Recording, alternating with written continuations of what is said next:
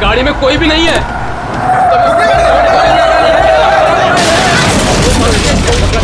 पेड़ से जाके ठोकी थी गाड़ी। जाओ।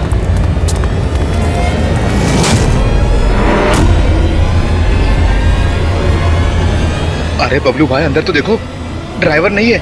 गाड़ी अपने आप कैसे चल रही थी?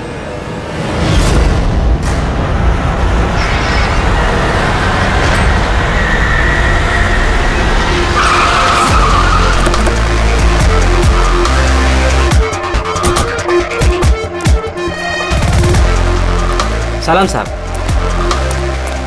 क्या बात है? एक्सीडेंट के केस में सीआईडी को बुलाया तुम लोगों ने? सर मुझे लगा है नॉर्मल एक्सीडेंट नहीं है, इसीलिए। क्यों? ऐसा क्यों लग रहा है? सर आइए खुद ही देख लीजिए, आइए।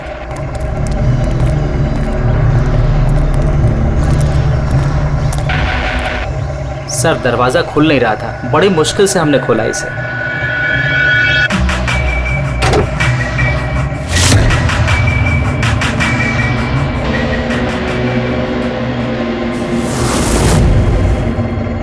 ये पहले किसने देखा?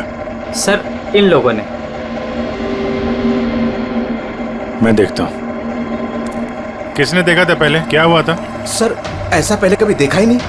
गाड़ी में ड्राइवर नहीं था सर। गाड़ी में ड्राइवर नहीं है तो गाड़ी अपने आप चल रही थी। अरे यार साफ साफ बताओ भाई। हाँ सर, गाड़ी में ड्राइवर नहीं दिखाई दिया और गाड़ी जाके सीधे पेड़ से टकरा गई। अरे क्या बात कर रहे हो? गाड़ी के अंदर ड्राइवर है, मना पड़ा है। नहीं सर, सच में गाड़ी में ड्राइवर नहीं था, नहीं तो ये गाड़ी मेरी भी गाड़ी को टकराते हुए बच गई। लाश की हालत से तो लगता है कि गाड़ी काफी स्पीड में थी। सर गाड़ी बहुत स्लो थी, लेकिन इतनी स्लो में कोई मर कैसे सकता है? गाड़ी भी ऑटोमेटिक है, हर चीज ऑटोमेटिक है, सेफ्टी डिवाइस भी ठीक है।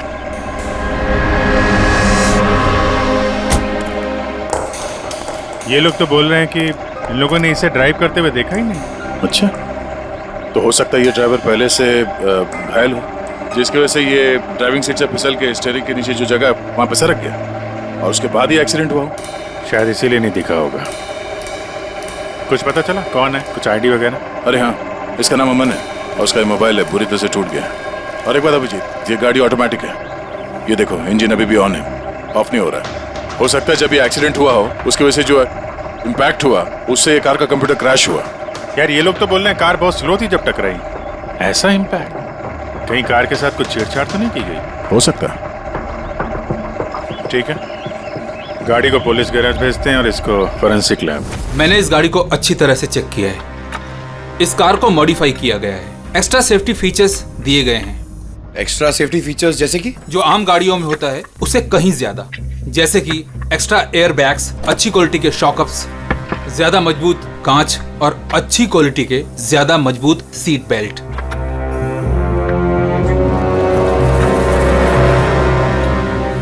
ये देखो, निकोटीन पैच।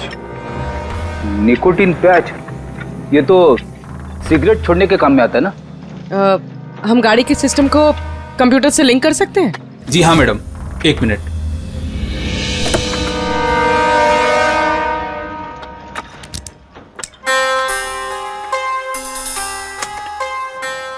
मैम, किसी ने सेटिंग चेंज किया है। कार के सॉफ्टवेयर को हैक किया गया है। खिड़की के कांच से लेकर ब्रेक तक सब कुछ कोई और कंट्रोल कर रहा था। अगर सब कुछ कोई और कंट्रोल कर रहा था, फिर हादसे के बाद इंजन उसने बंद क्यों नहीं किया? टक्कर की वजह से कार का वायरलेस सिस्टम डैमेज हो गया था, इसलिए कार बंद नहीं हुई। गाड़ी को हैक किया गया? मतलब ये एक्सीडेंट नहीं है, ये तो मर्डर है।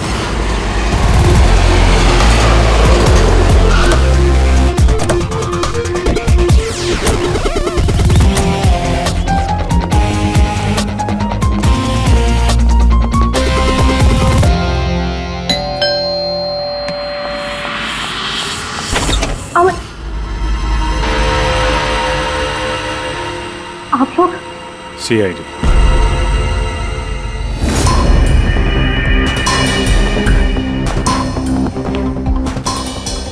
अरे इस आदमी पर कोई टैंकर चढ़ गया था क्या? सारी की सारी हड्डियां टूट गई हैं। कोई टैंकर वैंकर नहीं चढ़ा था इसके ऊपर साउंड के। एक छोटा सा एक्सीडेंट हुआ था यार, छोटा सा, और वो भी किसी ने करवाया था। आपके पति अमन का एक्सीडेंट हुआ है और वो नहीं रहे। आपको कैसे पता? अमन को कार नहीं चलानी चाहिए थी। वो कभी कार नहीं चलाता था सर, क्योंकि उसे पता था कि छोटा सा झटका भी उसकी जान ले सकता है। पर आप लोग, मेरा मतलब है कि सीआईडी यहाँ पे। जी, क्योंकि हमें लगता है कि उनका खून हुआ है। खून? पर ऐसे कैसे हो सकता है सर? एक्सीडेंट से पहले तो अमन मुझसे फोन पे बात कर रहा था, हम दोनों फोन पे बात कर रहे थे कि अचानक फोन कट हो गया। मैंने बहुत ट्राई किया लेकिन फोन नहीं मिला। मैं समझ गई थी कि कुछ तो ठीक नहीं है। अमन कभी भी खुद गाड़ी ले जाकर इतना बड़ा जोखिम नहीं उठा सकता था। खुद ड्राइव नहीं करते हैं तो ड्राइव कौन करता है? सर, हमारा एक ड्राइवर है। कहाँ वो ड्राइवर? कहाँ है अभी? उसकी तबीयत खराब थी, इसलिए वो छुट्टी पर है। कहीं उस ड्राइवर नहीं तो कुछ गड़बड़ नहीं गई गाड़ी में? नहीं सर, हमारा ड्राइवर बहुत ही भरोसेमंद इंसान है, वो ऐसा कभी नहीं कर सकता। पिछले 15 साल से वो हमारे लिए कार चला रहा है। सर, इसके शरीर पर 7 जगह हड्डियों के टुकड़े टुकड़े हो गए, 43 जगह हेयरलाइन फ्रैक्चर्स हैं और 21 जगह माइन्यूट फ्रैक्चर्स हैं। और हैरानी की बात तो ये है कि इसके पहले भी इसके शरीर पर बहुत सारे फ्रैक्चर्स हो चुके थे जो अब हील हो गए। बस इन हड्डियों के टूटने की वजह से इसके शरीर के नाजुक अंग जैसे हार्ट, फेफड़े, ये सब डैमेज हो गए और मौत भी शायद इसी वजह से हुई है। साळुंखे, ये जो निशान है स्क्वेरिश, ये कैसे निशान है? बस ये निकोटिन पैचेस के निशान है। इसके शरीर पे बहुत ज्यादा है। इसे सिगरेट पीने की लत थी और वो इसे छोड़ना चाह रहा था। Nicotine patches? अच्छा। और फिर यार अभी तारिका ने बताया कि इसके शरीर पर पुराने फ्रैक्चर्स के निशान भी हैं, बहुत सारे। ये पुराने फ्रैक्चर्स का क्या मतलब हो सकता है? अमन को ड्राइविंग तो आती थी ना? हाँ सर। तो फिर जोखिम किस बात का? अमन मेरे या आपकी तरह नहीं था सर। छोटे से छोटा झटका भी उसकी जान ले सकता था। ड्राइविंग की वजह से उसकी जान को खतरा था, इसीलिए हमने कार में भी काफी मॉडिफिकेशंस करवाई थी और ड्राइवर को भी कहा था कि कार आराम से चलाए। छोटा झटका भी उसकी जान ले सकता था? क्या मतलब? क्या कुछ था उसको? कोई प्रॉब्लम थी?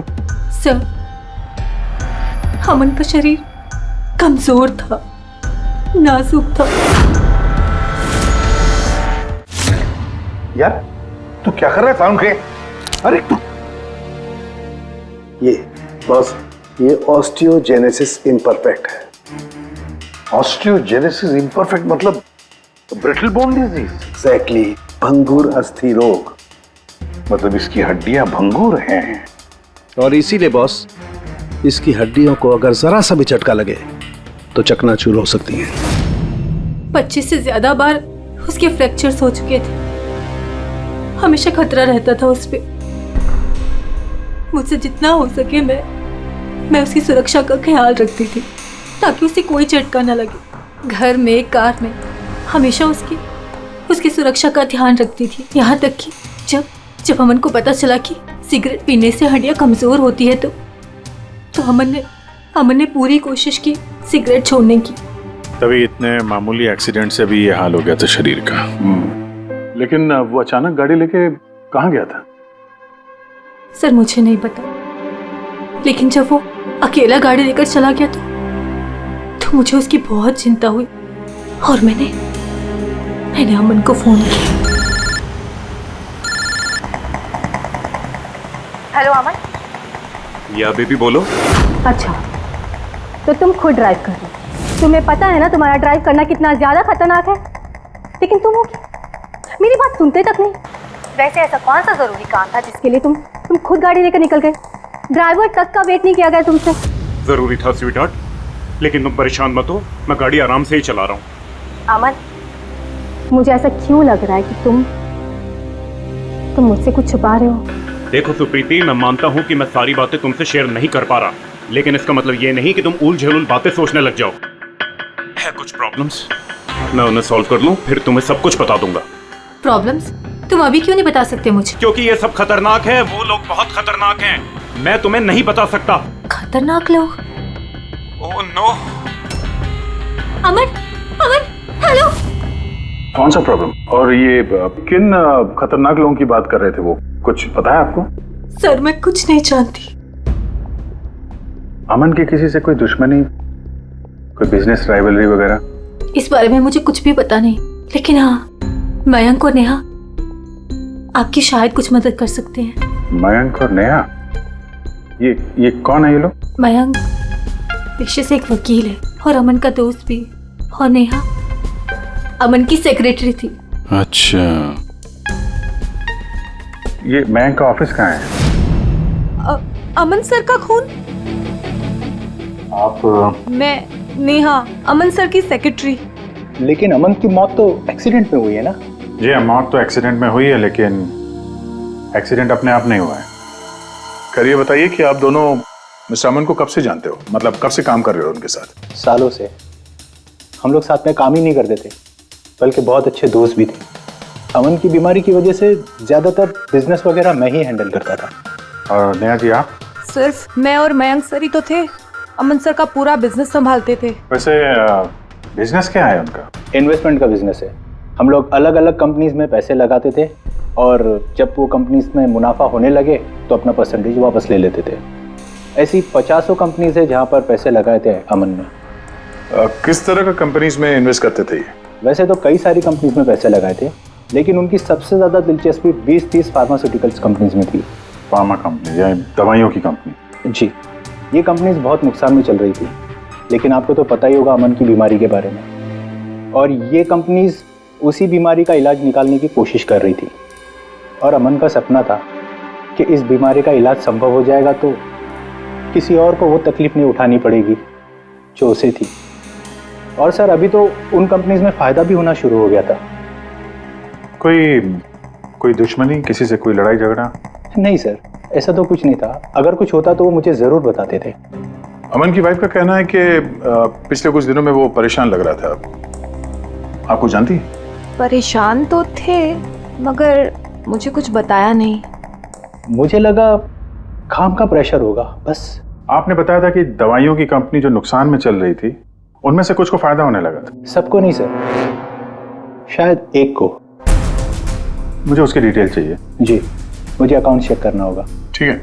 और मुनाफे के अलावा कोई ऐसी बात जो आपको अलग लगी या फिर कुछ अजीब सी हो, वो भी बता दीजिएगा।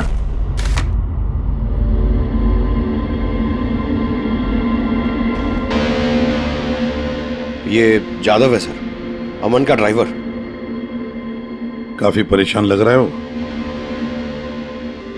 देखते हैं।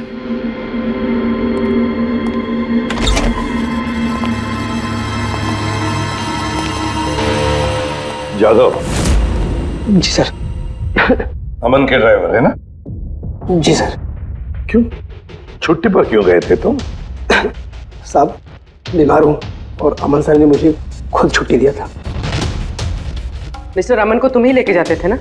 जी मैडम, अमन सर मेरे साथ ही जाते थे। कभी वो कोई टैक्सी वगैरह नहीं लेते थे। तो फिर तुम तो हमें बता सकते हो कि अमन साहब कहाँ कहाँ जाते थे, है ना? जी जी। ये देखो जादव, ये जगह पर उनकी मौत हुई थी। अब ये जो रास्ता है ये कहाँ पर जाता है या फिर वो इस रास्ते पर कहाँ जा रहे थे, ये तुम्हें पता है? मुझे नहीं पता है। देखो, हमें पता है कि तुम इसके बारे में जानते हो। तुम्हारी भलाई इसी में है कि सीधे सीधे बता दो। जी मैडम। सुप्रीति मैडम से कुछ कहिएगा मत। वो सड़क के कुछ दूर पे एक मोटेल है, वहां हमेशा वो बार बार जाते थे। मोटेल में बार बार जाते थे? क्यों, इससे मिलने जाते थे? जी साहब, एक मैडम थी।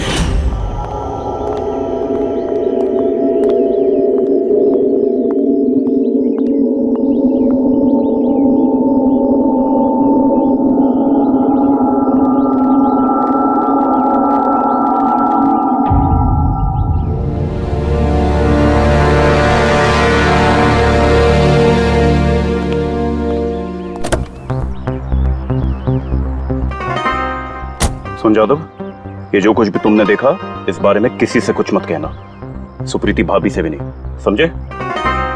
ओके? जी सर।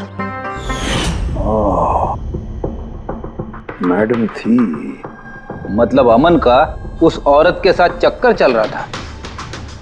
जी छोटी मुंह बड़ी बात, साहब छुप छुप के उस मैडम से अगर मिलते थे तो इसका मतलब तो यही निकलता है।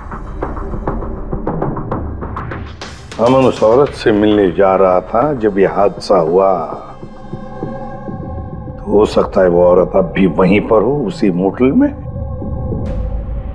चलकर मिलना पड़ेगा इस औरत से।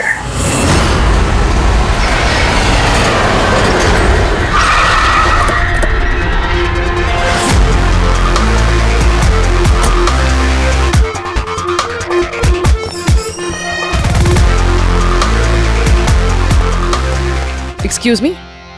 Yes madam, how can I help you? हम किसी से मिलने आए हैं। लेकिन आप लोग हैं कौन और किससे मिलना है आप लोगों को? हम लोग सीआईडी से।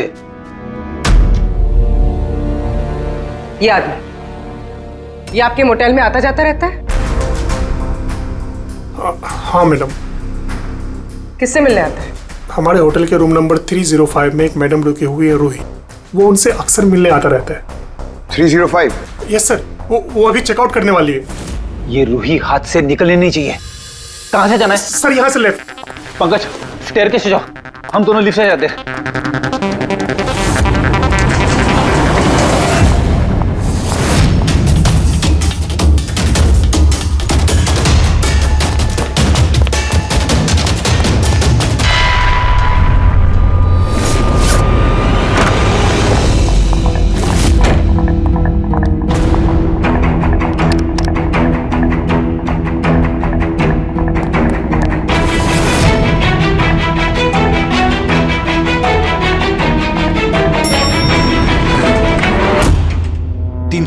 सर उधर।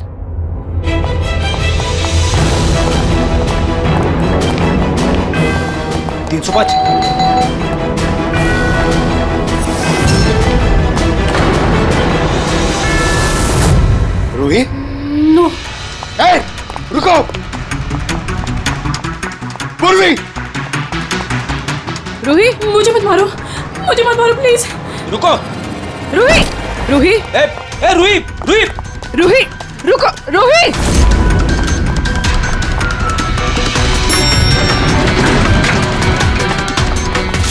रुक जा! रूही, रुको! रुक जा! रूही! मार दो मुझे, लेकिन तुम लोग भी बच नहीं पाओगे। तुम लोगों का सच सबके सामने आ ही जाएगा। सच? कौन सा सच? मैं सब जान चुकी हूँ तुम लोगों के बारे में, सब जान चुकी हूँ। क्या बोल रही हो तुम? तुम्हें ऐसा क्यों लगता है कि हम तुम्हें मारेंगे? आओ।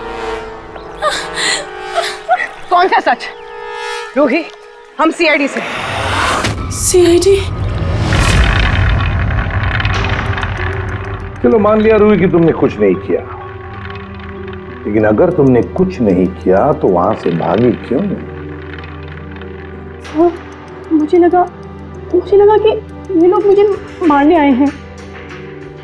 इसका मतलब कोई है जो तुम्हें मारना चाहता है? जी, वही लोग जिन्हें हम एक्सपोज करने वाले थे। उनके खिलाफ हमारे पास सारे सबूत थे। कौन लोग और कैसे सबूत? हाँ, बताओ।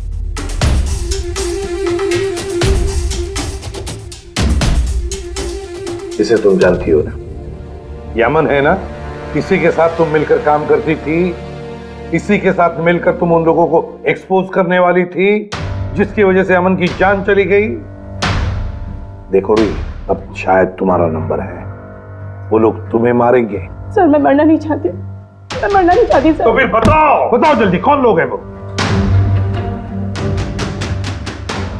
उनका राज छुपाने से वो तुम्हें छोड़ेंगे नहीं। सर,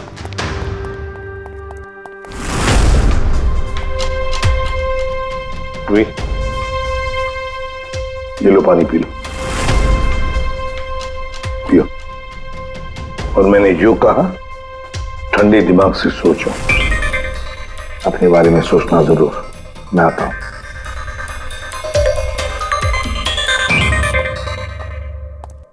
घबराई हुई है, डरी हुई है।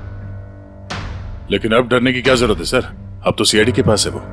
लेकिन सर वो हम पे भरोसा नहीं कर पा रही, थोड़ा वक्त लगेगा।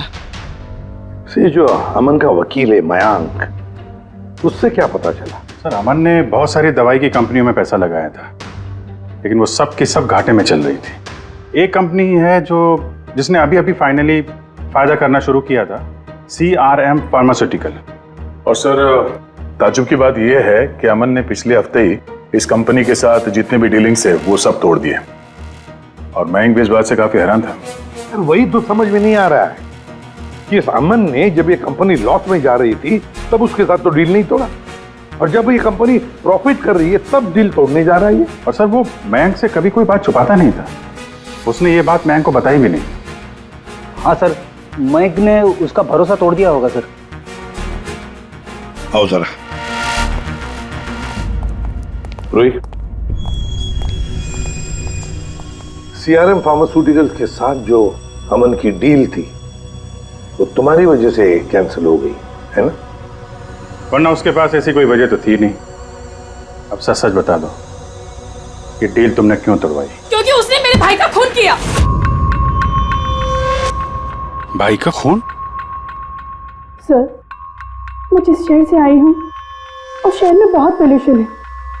मेरे भाई को पोल्यूशन से बहुत एलर्जी थी, उसे सांस लेने में बहुत तकलीफ होती थी।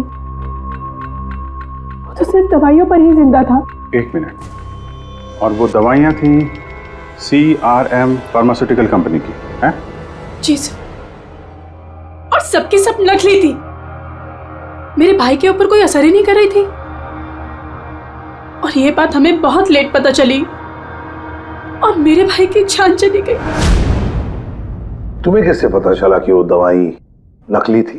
सर, मैं खुद एक प्राइवेट कंपनी में केमिस्ट हूँ। जब ये दवाइयाँ मेरे भाई पर असर ही नहीं कर रही थी तो मुझे शक हुआ कि क्या बात हो सकती है, तो मैंने उन दवाइयों को खुद से टेस्ट किया और मेरा शक बिल्कुल सही निकला। सारी दवाइयाँ नकली थी। नकली थी मतलब?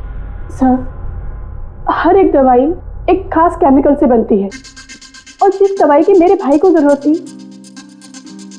वो केमिकल तो उस दवाई में था ही नहीं, जिसकी वजह से वो दवा उस पर असर भी नहीं कर रही थी।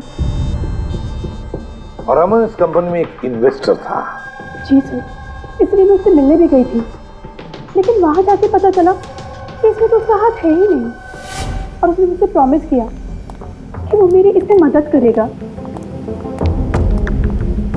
अरे सर, आप यहाँ कैसे? कोई काम था क्या? हाँ, ये मेरी असिस्टेंट रूही है। हेलो। इसे देखना था कि दवाइयाँ कैसे बनती हैं। देख सकते हैं? कैसी बात कर रहे हैं सर? आपको कैसे मना कर सकते हैं? आइए मैं दिखा देता हूँ आपको। एक काम कीजिए, आप मेरे साथ बॉस के यहाँ चलिए, रूही अपने आप देख लेगी। रूही तुम जाओ। मैम आइए। एक मिनट सर, ज्यादा आगे मत जाना, आप यहीं तक देखना। आइए सर, मैं लेकर चलता हूँ। आप आइए। आइए सर।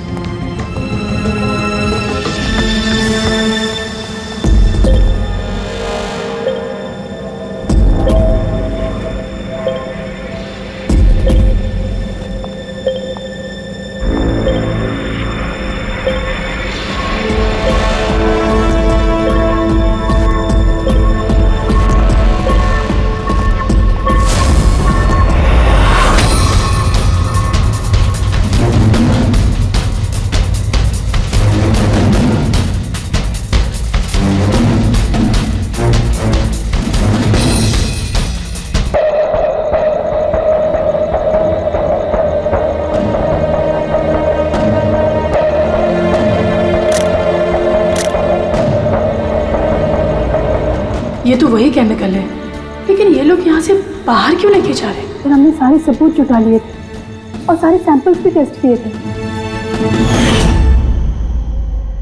एक बात तो पक्की है कि सामन की मौत और CRM फार्मास्यूटिकल्स का कोई ना कोई संबंध जरूर है।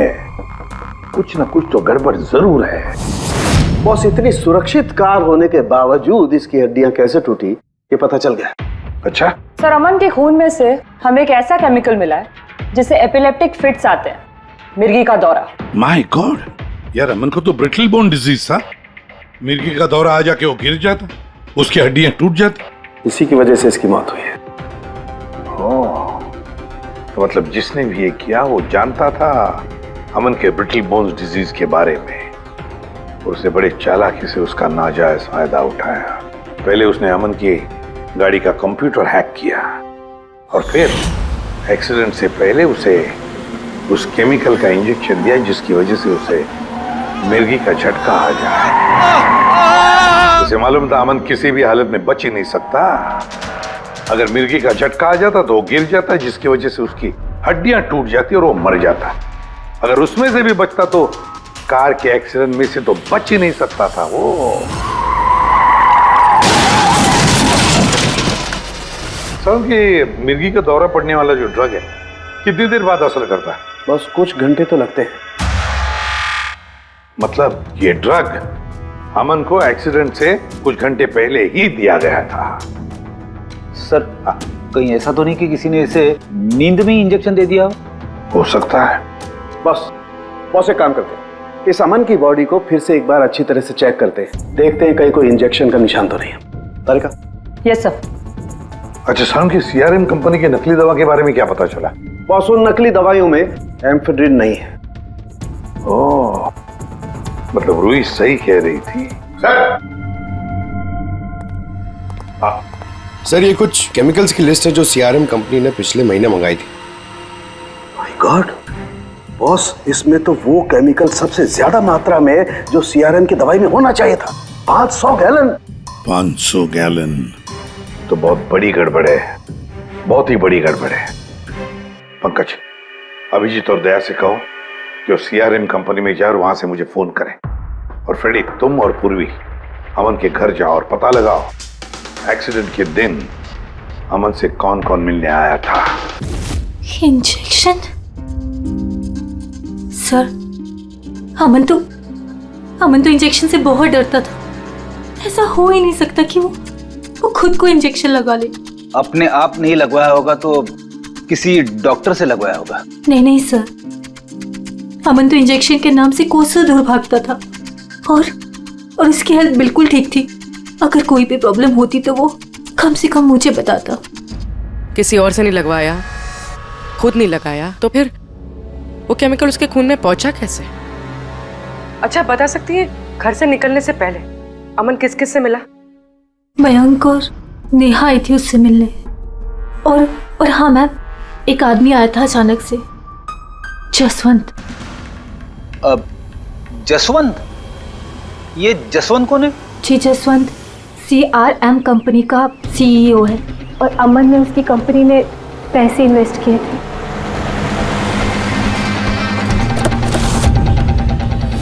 मिस्टर जसवंत, आप अमन के घर गए थे उससे मिलने के लिए उसके एक्सीडेंट के कुछ घंटे पहले?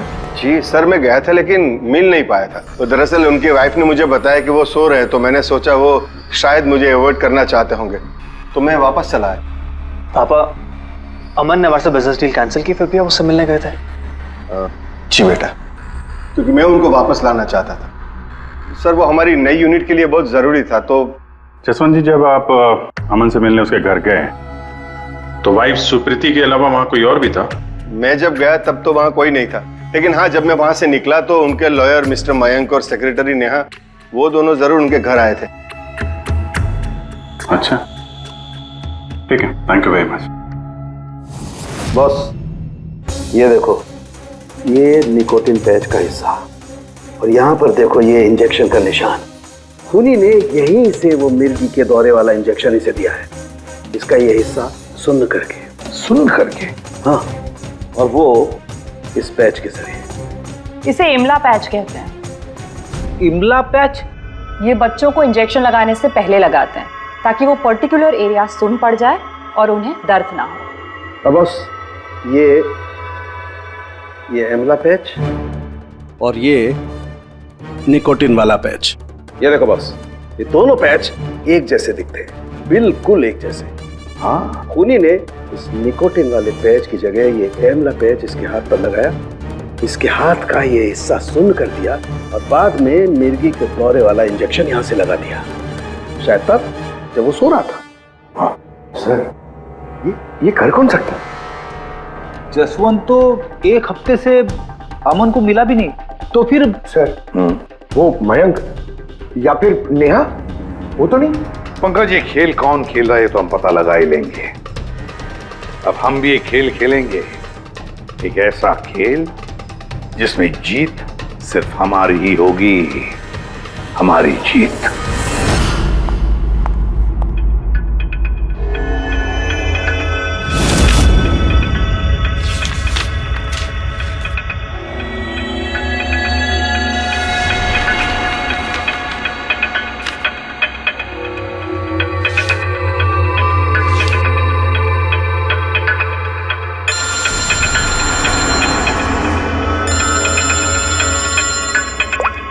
हेलो, मेरा कुरियर तो तुम तक पहुंच गया होगा। कौन है तुम? और ये सब मुझे क्यों भेजा है? तुम लोगों ने अमन को तो मार डाला, लेकिन तुम लोग मुझ तक नहीं पहुंच सकते। अगर तुम लोग चाहते हो कि मैं अपना मुंह बंद रखूं, तो मुझे 5 करोड़ रुपए देने होंगे। ये क्या बकवास कर रही हो? मुझे इन सब के बारे में कुछ नहीं पता। वो तो जब ये सबूत पुलिस तक पहुंच जाएंगे तो तुम्हें खुद ब खुद पता चल जाएगा कि मैं क्या कह रही हूँ और क्या बोल रही हूँ। देखो देखो देखो, मैं कुछ इंतजाम करता हूँ, मुझे थोड़ा सा टाइम दे दो। ठीक है, तुम्हें 2 दिन का वक्त मिलता है, मैं फिर कॉल करूँगी।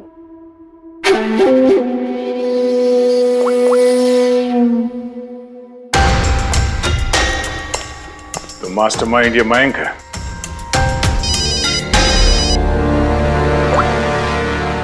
हेलो अभिजीत सर, मैं मयंक बोल रहा हूँ। सर, मुझे एक कोरियर आया और एक लड़की का फ़ोन भी आया और उसने मुझसे 5 करोड़ रुपए मांगे, तो मैंने सोचा ये बात आपको बता दूँ। नहीं, बहुत अच्छा किया तुमने, मैं देखता हूँ। Thanks. Thank you so much. Mayank का फ़ोन था। उसने उस कुरियर रूही के बारे में बताया सर, और उसने ये भी कहा कि उसने जानबूझ के समय मांगा ताकि हम इस तक पहुँच सके। तो ये मयंक नहीं बल्कि कोई और ही है।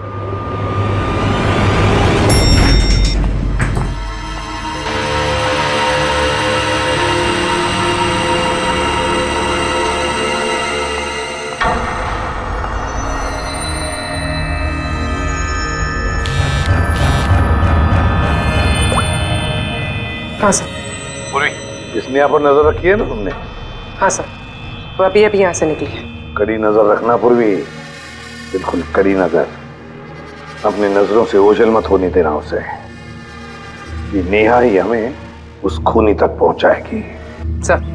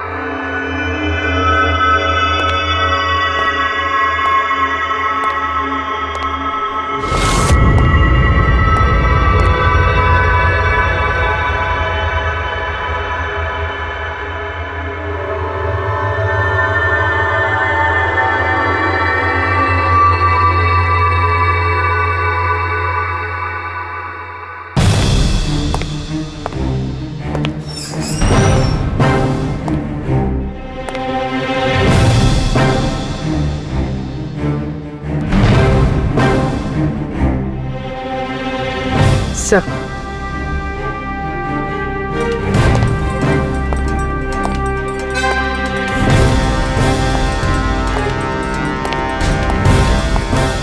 क्या हुआ?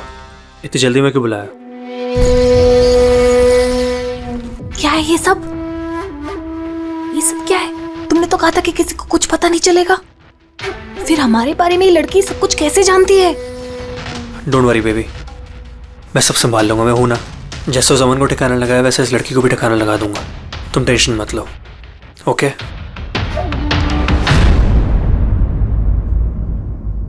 पहले हमसे तो निपट लो। You are under arrest, Mr. Ashwin.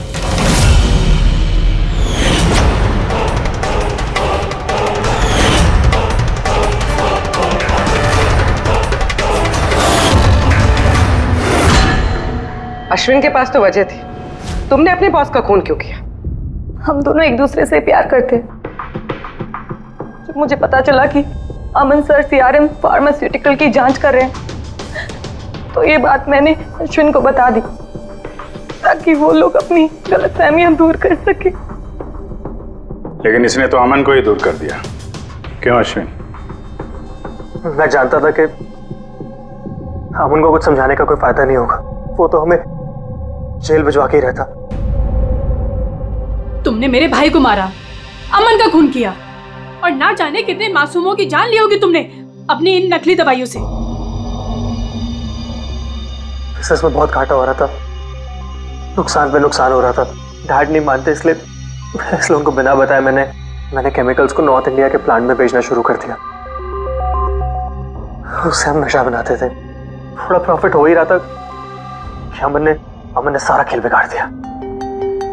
सिर्फ फायदे के लिए दवाइयों की जगह पे तुम ये जहर बनाने लगे थे, हाँ?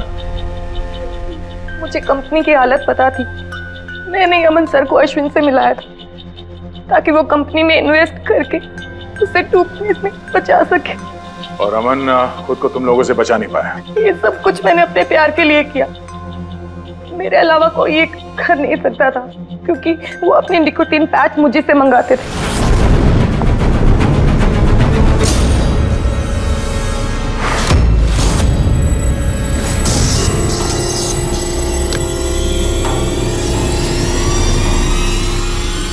उसके अगले दिन जब हम अमन के घर पर गए।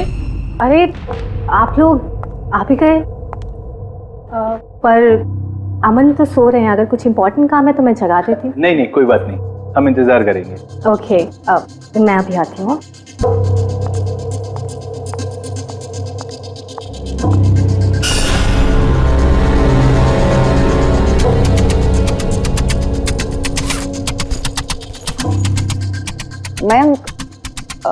मैं जरा वॉशरूम होकर आऊं?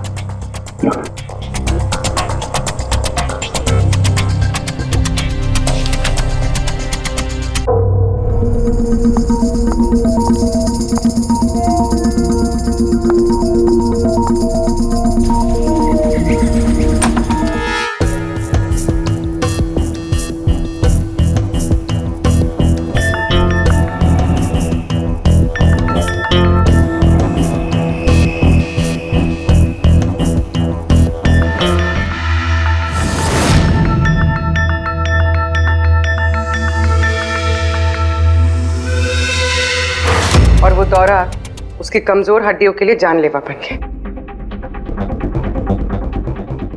और तुम चीफ टेक्नोलॉजी ऑफिसर, तुमने रिमोट कंट्रोल से अमन के कार के कंप्यूटर को हैक कर दिया और उसका एक्सीडेंट करवाया। कमाल का दिमाग पाया है तुम लोगों ने, कमाल का दिमाग। काश यही दिमाग किसी अच्छे कामों में इस्तेमाल करते तो देश का भला हो जाता, समाज का भला हो जाता।